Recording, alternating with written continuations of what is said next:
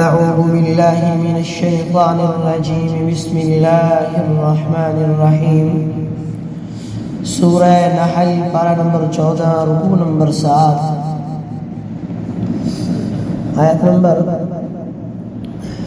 57 سے لے کر 60 تک وَيَجْعَلُونَ لِلَّهِ الْبَنَاتِ سُبْحَانَهُ وَلَهُم مَّا يَشْتَهُونَ وَإِذَا بُشِّرَ أَحَدُهُم بِالْأُنثَىٰ ظَلَّ وَجْهُهُ مُسْوَدًّا وَهُوَ كَظِيمٌ يَتَوَارَىٰ مِنَ الْقَوْمِ مِنْ سُوءِ مَا بُشِّرَ بِهِ أَيُمْسِكُهُ عَلَىٰ هُونٍ أَمْ يَدُسُّهُ فِي التُّرَابِ أَلَا سَاءَ مَا يَحْكُمُونَ لِلَّذِينَ لَا يُؤْمِنُونَ بِالْآخِرَةِ مَثَلُ السَّوْءِ وَلِلَّهِ الْمَثَلُ الْأَعْلَىٰ وَهُوَ الْعَزِيزُ الْحَكِيمُ۔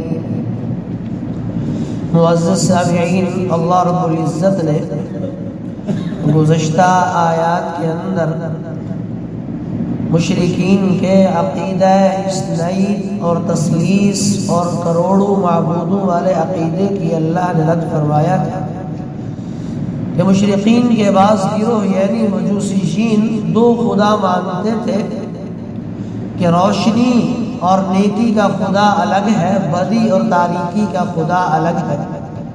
ایک کا نام یزدان اور دوسرے کا نام اہرامن تھا۔ اللہ نے ان کا رد سورہ انعام میں فرمایا خلق الظلمات والنور، اللہ ہی ہے جس نے روشنی اور اندھیرے کو پیدا کیا، کسی اور نے نہیں پیدا کیا۔ عیسائیوں کا عقیدہ تثلیث لقد کفر الذین قالوا ان اللہ ثالث ثلاثہ پارہ نمبر 6 سورہ مائدہ میں اللہ نے اس کا بھی رد کیا کہ تین خدا نہیں ہے، انما هو الہ واحد، اللہ اکیلا ہے۔ نہ عیسیٰ خدا ہے، نہ خدا کا بیٹا، نہ روح القدس، نہ اسی طرح مریم، نہ اسی طرح جبرائیل، کوئی بھی اللہ کے ساتھ شریک نہیں، اللہ اکیلے۔ اور ہندوؤں کا عقیدہ تو اس سے بھی بڑھ کر ہے، وہ کروڑوں خداؤں اور دیوی دیوتاؤں کو مانتے ہیں۔ ایک گروہ ہندوؤں کا 34 کروڑ خدا مانتا ہے۔ اللہ نے اسی لیے آج کے درس میں فرمایا کہ بعض لوگوں نے، کچھ لوگوں نے تو دیوتا بنایا، مذکر کو معبود بنایا، اور کچھ لوگوں نے دیوی یعنی مؤنث کو بھی معبود بنا لیا، لڑکیوں کو معبود بنا لیا، عورتوں کو رب بنا لیا۔ ہندوستان میں تو بہت زیادہ ہے، ہمارے پاکستان میں بھی بعض جو ہے ایسے ہیں، غالباً پتہ نہیں کس علاقے کا نام سنا تھا، وہاں بی بی جمندی کا مقبرہ ہے، اس طرح کے کوئی اور ہیں، وہ لوگ ان کو پرستش کرتے ہیں، وہاں جاتے ہیں، منت مانتے ہیں، نیاز دیتے ہیں، نظر پیش کرتے ہیں، اولاد مانگتے ہیں۔ بہرحال اللہ فرما رہے ہیں کہ مشرکین عرب کا ایک عقیدہ تھا، وہ فرشتوں کو خدا کی بیٹیاں کہتے تھے کہ یہ فرشتے جو ہیں وہ اللہ کی بیٹیاں ہیں، اور جنیاں یعنی مؤنث، جنوں کی مؤنث جو جنیاں ہیں وہ ان فرشتوں کی مائیں ہیں۔ اللہ فرما رہے ہیں کہ اس قدر فساد والا عقیدہ ہے۔ اول تو رب العالمین اولاد سے پاک ہے، اللہ الصمد لم یلد ولم یولد، نہ اس نے کسی کو جنا نہ اس سے کوئی جنا دیا، ولم یکن لہ کفوا احد، کوئی اس کے برابر نہیں، ہمسر نہیں۔ اول تو اس کو ضرورت نہیں اولاد کی۔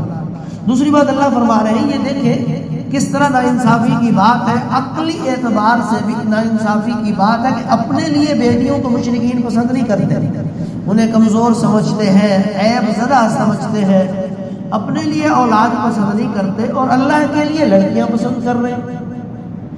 جیسے مشہور مقولہ ہے، جو چیز اپنے لیے گوارا نہیں کرتے وہ دوسروں کے لیے کیسے گوارا کرتے؟ تو فرمایا اللہ رب العزت نے کہ خود تو بیٹوں کی ولادت کے خواہش مند رہتے ہیں اور ہمارے لیے بیٹیاں تجویز کرتے ہیں، جبکہ اللہ ان ساری چیزوں سے پاک، جو وہ گھڑے ہوئے ہوتے ہیں، جو چیزیں انہوں نے گھڑی ہوئی، جن چیزوں کو انہوں نے اپنی خواہشات کا درجہ دیا۔ وَيَجْعَلُونَ لِلَّهِ الْبَنَاتِ سُبْحَانَهُ، اور اللہ کے لیے تو انہوں نے بیٹیاں گھڑ رکھی ہیں، سبحانہ یعنی پاک ہے وہ ذات، یہ دوسرا مطلب سبحان اللہ، یعنی بطور تعجب کہ کس قدر حیرت انگیز بات ہے کہ پروردگار عالم کے لیے اولاد کھڑ رکھی۔ وَلَهُمْ مَا يَشْتَهُونَ، اور خود اپنے لیے وہ جو اپنی خواہش کے مطابق، یعنی اپنے لیے بیٹے چاہتے ہیں جو ان کی خواہش کے مطابق۔ اللہ آگے فرما رہے ہیں کہ مشرکین اپنی بیٹی کی جب انہیں پتہ چلتا تو ان کا کیا حال ہوتا۔ وَإِذَا بُشِّرَ أَحَدُهُم بِالْأُنثَىٰ ظَلَّ وَجْهُهُ، اور جب ان میں سے کسی کو بیٹی کی پیدائش کی خوشخبری دی جاتی، ظَلَّ وَجْهُهُ، تو اس کا چہرہ سیاہ پڑ جاتا، مُسْوَدًّا وَهُوَ كَظِيمٌ، ظَلَّ وَجْهُهُ مُسْوَدًّا، اس کا چہرہ سیاہ پڑ جاتا، وَهُوَ كَظِيمٌ، وہ دل ہی دل میں کوڑتا رہتا تھا، انتہائی پریشان ہو جاتا کہ میری اولاد کیوں پیدا ہوئی، بیٹی کیوں پیدا ہوئی۔ ہاں جی، یتوارا من القوم من سوء ما بشر بہ، اس خوشخبری کو برا سمجھ کر لوگوں سے چھپتا پھرتا، یتوارا چھپ جاتا، من القومی قوم سے، من سوء ما بشر بہ جو خوشخبری دی گئی اس کو برا سمجھ کر۔ مشرکین مکہ بیٹیوں کو سخت ناپسند کرتے تھے، یا تو اس لیے کہ یہ اولاد ہے اور اب ہم سسر بنیں گے، کسی کو داماد بنانا پڑے گا، یہ بات غیرت کے خلاف سمجھتے تھے کہ کوئی آدمی ہماری بیٹی کو گھر سے لے جائے گا، داماد بنے گا، اس چیز کو خلاف غیرت سمجھتے، یا معاشی پریشانیوں اور مشکلات کی وجہ سے، یا اس لیے کہ بیٹیاں نہ لڑنے کے کام آتی ہیں، نہ جنگوں میں مال غنیمت کے اصول کے کام آتی ہیں، لہذا ان لوگوں کا ساتھ نہیں ہونا چاہیے۔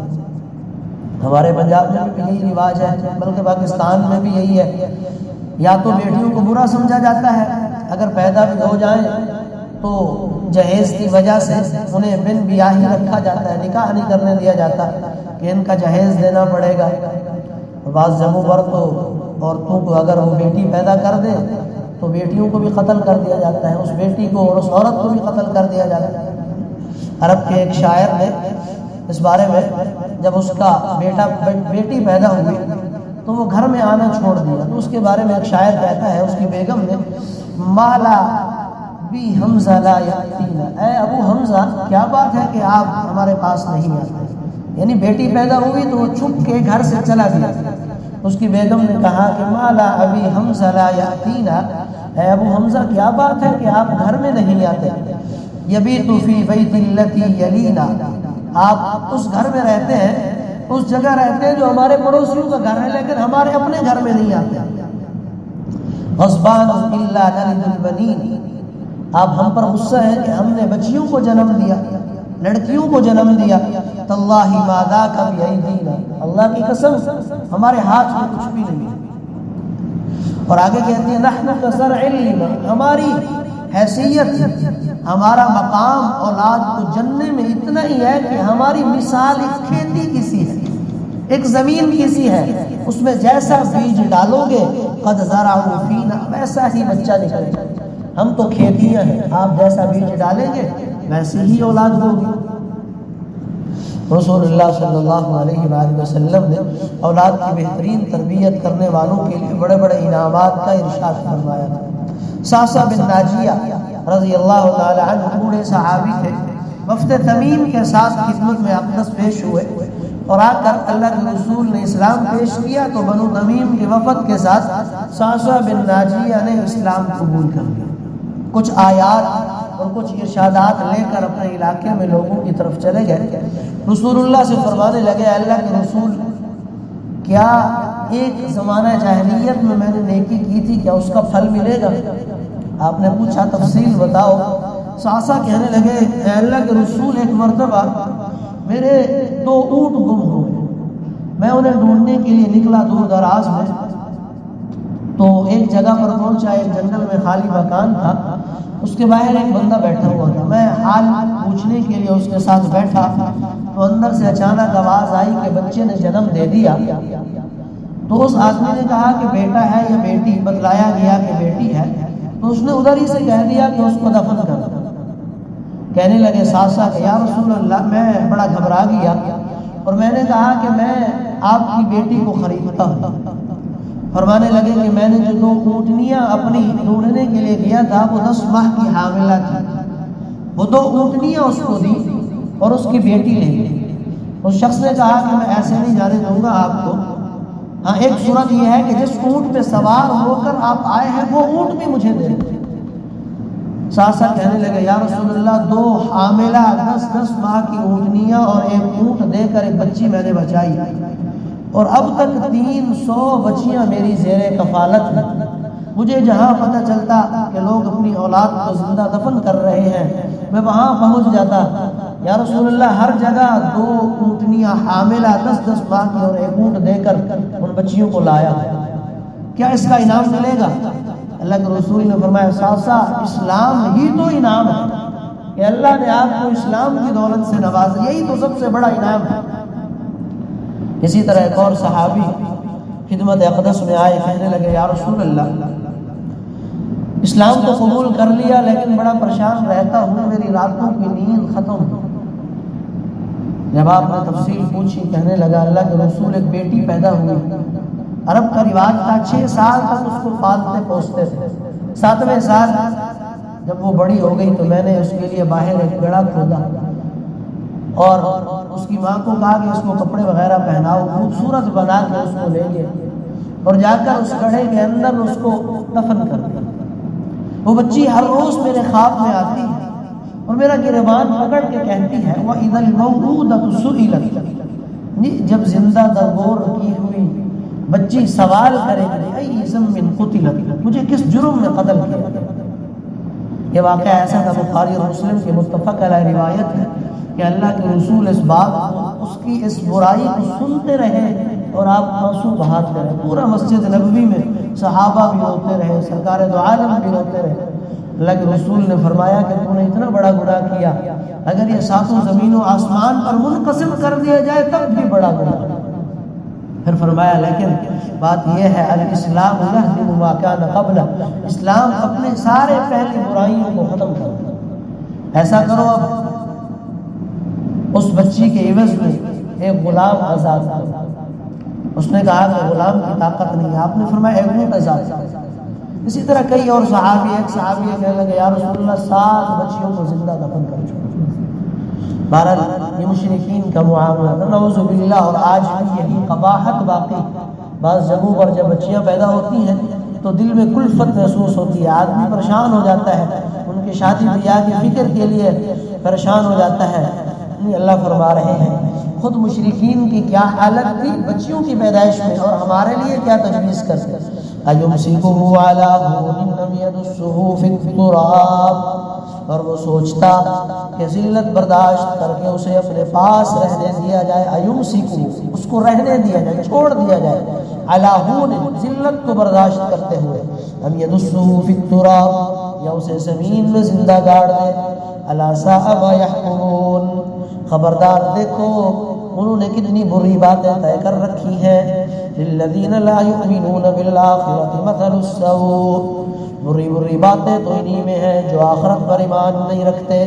وللہ المثل الاعلی، اور اعلیٰ درجے کی صفات صرف رب العالمین کی ہے۔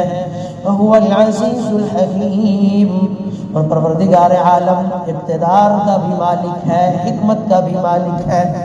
دعا کریں اللہ عمل کی توفیق عطا فرمائے۔